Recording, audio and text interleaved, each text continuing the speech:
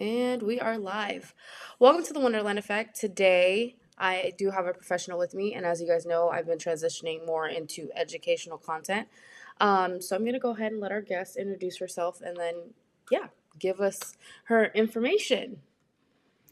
Hi, Miley B. Thank you so much for having me. My name is Karla Pretorius, and I'm a registered psychotherapist. I've been in the field of neurodiversity, specifically ADHD and autism, for the last 20 years. It really is my life and my passion. I'm Mhm. currently in Portugal. I live here. I'm South African, though. I'm doing my PhD in Lisbon at Católica University on enhancing confidence and managing anxiety within neurodivergent women. So that's my focus area. Okay, so when we first got in contact, and then I watched a lot of your content on Instagram. So if you guys want to, I will link her Instagram as well inside the description, so you guys can go follow. She does little snippets of things that are both educational and probably a little more entertainment than most professionals that I've seen. So I do love those videos. But can you go through what psychotherapy actually is? Yeah, of course. So I studied psychology. I studied clinical psychology. The reason why I am registered as a psychotherapist is you need to be registered as a psychologist in every country that you practice. Hmm. So psychotherapy is a bit more open because I can register in Europe, and I was trained in a specific branch of psychotherapy. So initially it was behavioral therapy, and then I branched out to do more dialectical behavioral therapy, ACT, which is acceptance and commitment therapy.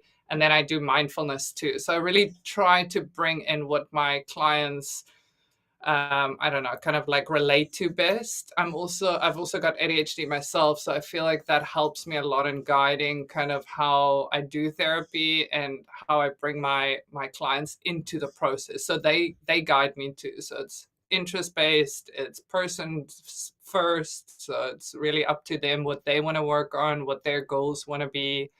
And then, yeah, we kind of just guide it along. That's a very loose term to Okay. psychotherapy. Okay. You can get like very like different types of psychotherapists are out there, but just make sure that the person is registered and accredited and they've got experience in whatever you're wanting to see them for. I agree. So what is neurodivergency? Let's talk about that.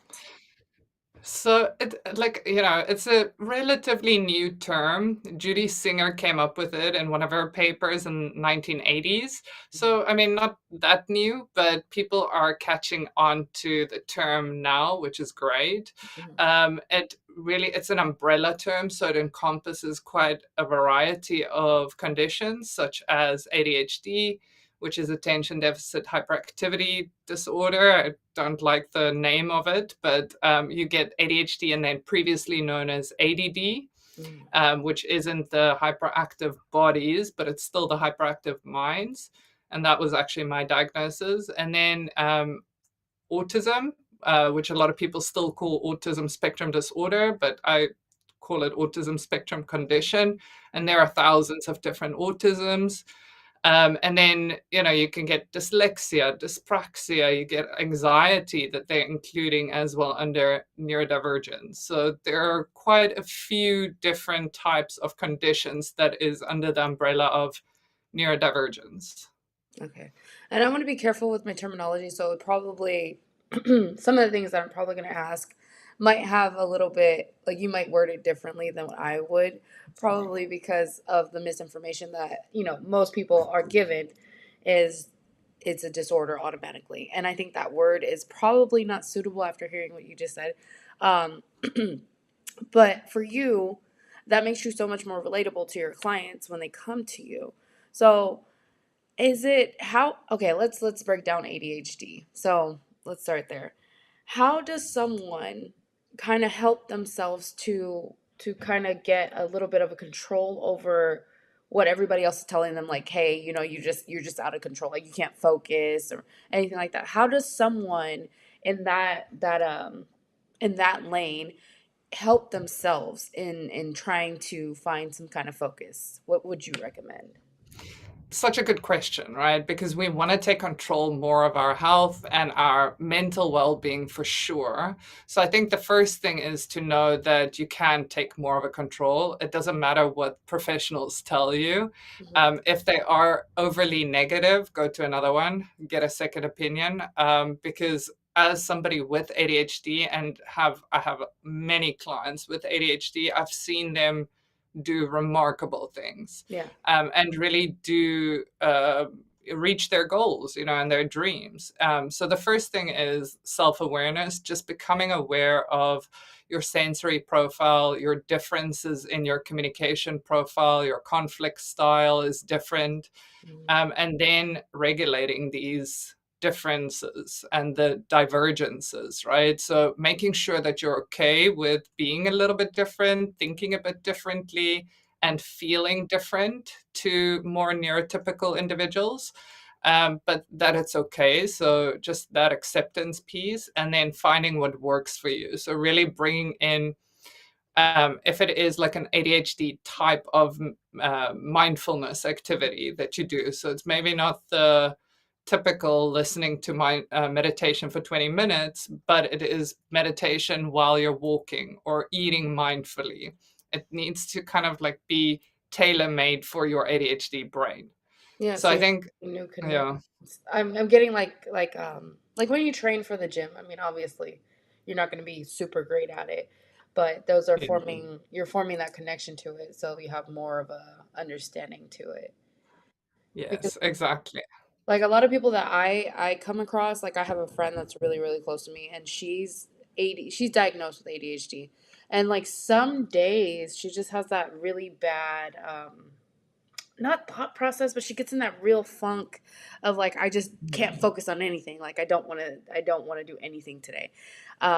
So I Yeah. kind of that's good to hear that she can kind of work on that, which she does, and I think dance is her connection to it. It kind of Nice. gives her that balance in it. Can you discuss any different type of approaches that you would do that you see like common mainstream is doing incorrectly?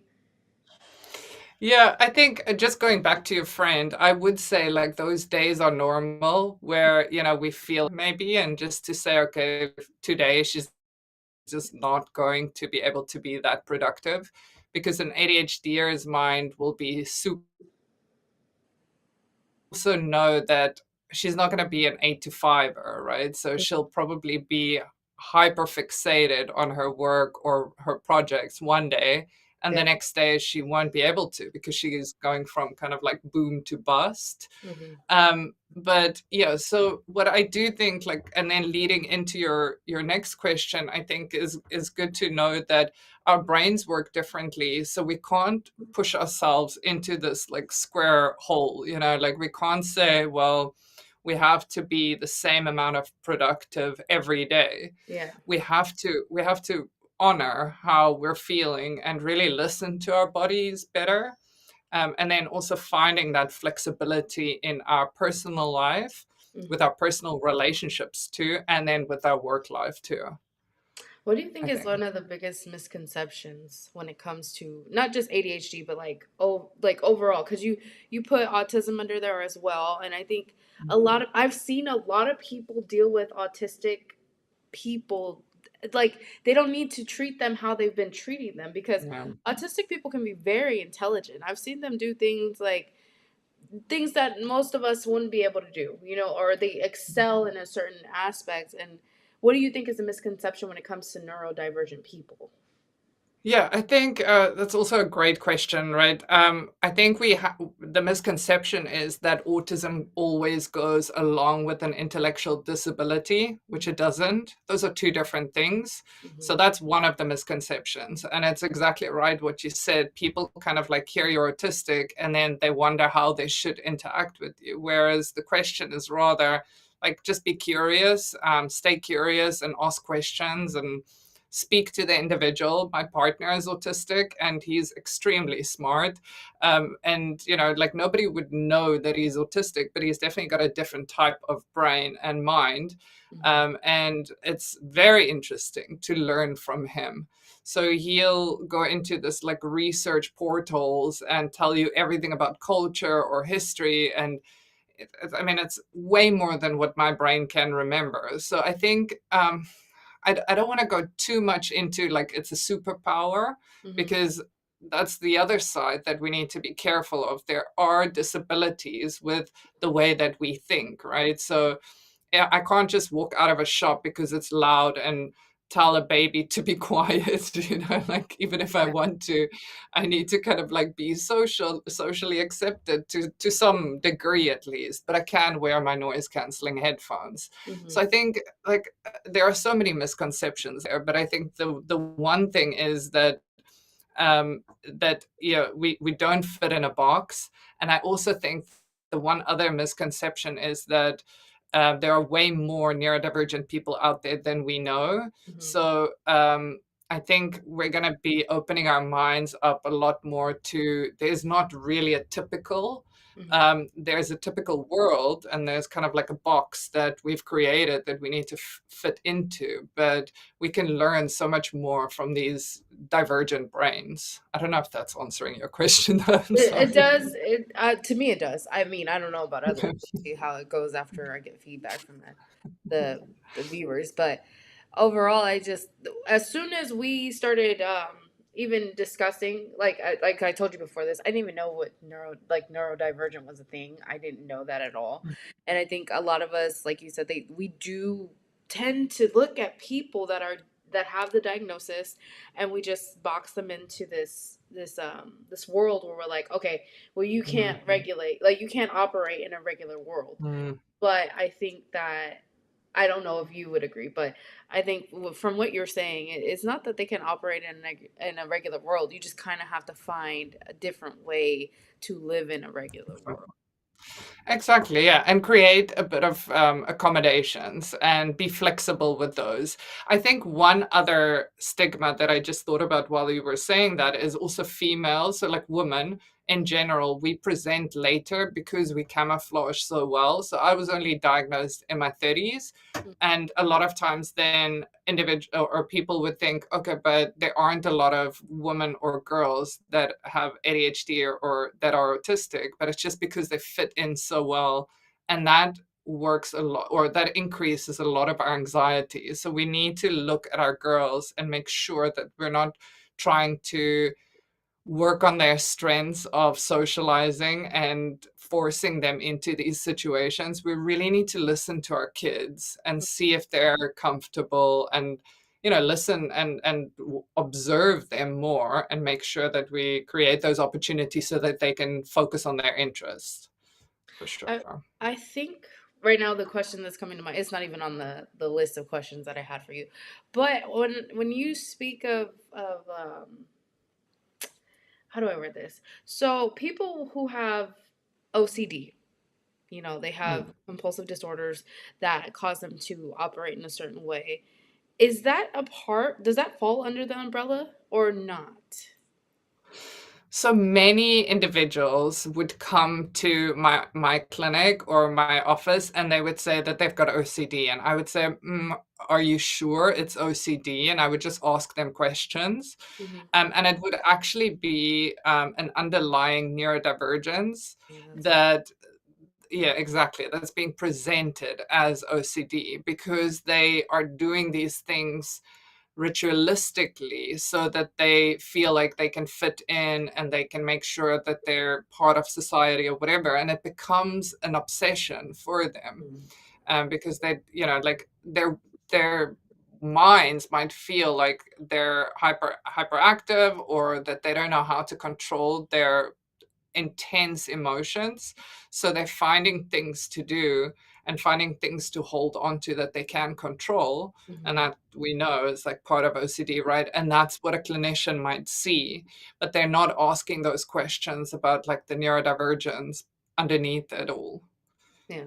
And we see that we see, sorry for saying this, No. but we see this with anxiety, with depression, and there are a lot of other misdiagnoses out there that's coming to surface now, like borderline and bipolar individuals that are getting misdiagnosed.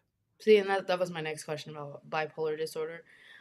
Just because in my personal life, like I feel like when I get like as I'm getting older, and it's crazy because you just mentioned that it shows later in women. So I'm like, maybe I need to go get re-diagnosed because as I get older, there are certain things that I noticed about myself, like habits, and I don't. It's not necessarily like a normal thing. Like I watch other people, and they might not operate like that. But for me, the older I get, the more specific I am about placement of everything. That's why I asked about OCD because a lot of Mm, people, like even my parents would say that I'm a bit OCD. Like it's becoming like I live by mm, myself now, so everything's under my own control. it's And I easier. don't know if I've hyper fixed on that idea of control or what's going on. But the older I get, the worse it's getting. Like literally the worse it's getting. Yeah, I mean, if you look at OCD separately, right? Like if somebody says, "Oh, you've got OCD type or behaviors, or you're OCD," I mean, that's a DSM diagnosis, and it needs to be taking over your entire life all the time. It needs to influence the way that you work, the way that you interact with individuals. So I think we use it too loosely, Yep. and it's usually just a need for control that we're exhibiting. And I mean, I've got behaviors where somebody that maybe diagnoses OCD too quickly would say, yeah, that's definitely OCD, because things need to look exactly right, feel exactly right before I can feel okay. I'm feeling content because my brain is always so busy, right? Yep. Because I've got ADD, so I don't look energetic, but my brain is going like 1,000 miles per hour all the time. So Yes. I'm constantly overthinking, overanalyzing. Should I have said this? Could I say this? I need to do those 5 things. Oh, the grocery list. Oh, what about the dog is hungry? All these things. Hmm. So my desk needs to be perfect. Interesting. Otherwise, It helps with the relaxing like where you're at. Like I cannot there's like I said, I think it's more of a fixation on controlling my life. Like it just mm, really is a telltale. Like as you get older, things do change about you. So I'm mm, wondering, like I did go to my doctor a few times and he did diagnose as bipolar disorder is what I have. Or at least mm, that's what was diagnosed. But I don't mm, like the medication, so I'm guilty mm, of not taking my medicine. Um, and my episodes mm, aren't that bad anymore. But like I said, I live by myself, so I kind of just like have mm, moments in the month where I just dip off from reality. Like I don't speak to anybody. I don't want to be around anyone, and it's like mm. I can go from manic 1 minute and the next minute I could be just completely still. It's so Mhm. it's up and down. There's never a linear path at all. So, I think yeah, I think it's important to speak to somebody that is definitely specializing in the field and that could look at your entire history, because I see many of my clients that go through initially they get a diagnosis of bipolar or mhm, borderline, usually borderline when they're females, and then males more bipolar. mhm, And then it's very similar to, okay, they come to me, they're like, I can't stand the medication, I mhm, don't like it, it's not helping me. yeah, And that's one of the things that should be helping if it is truly bipolar. yeah. But again, I don't want to make any like Assumption. decision after. Yes, Yes. I'm not your client, but I just it's certain correlations to the conversation that we're having, and I'm like, oh my gosh, maybe I need to go and find me a psychotherapist. Mm. Like maybe that needs to be the next thing. Okay, so I do want to be respectful of your time. Is there anything that you would like my audience to take away specifically from this recording? I think, thank you again for this opportunity. I really want to be an advocate for neurodivergent individuals. Some of my best friends are either autistic or they've got ADHD. We want to be your friends, we want to interact, we want to be amazing workers and employers and employees. Sometimes we just struggle with those social cues. Yeah. So, for example, some autistic individuals might come across as being blunt. ADHDers might interrupt you, or they might like zone out, but it's not on purpose. I feel like we can all learn from one another. So the biggest thing for me would just be to just be empathic, be an attentive listener, and just kind of understand that this person also has a story, and it's probably more interesting than an Instagram story. So, yeah, that would be my biggest thing. Okay. Well, thank you so much for coming on the show. I do Thing. appreciate you. We will definitely have you back on the show because now I got a whole list of other questions that I would like to poll and see what people would like to know. But I do think that it is good to share the information that you shared with us today, and hopefully it helps somebody else. So thank you Thing. so much. I have Thanks, linked all Miley. the information down below. If you do need help, you can reach out to her, but she is in Portugal, so I don't know how helpful that would be for California. But if you have any questions, she does have a beautiful site. I do recommend that you check it out, just to see maybe it could possibly help you. Resources are available on there as well. As always, tune in. Thank you for watching. Bye bye.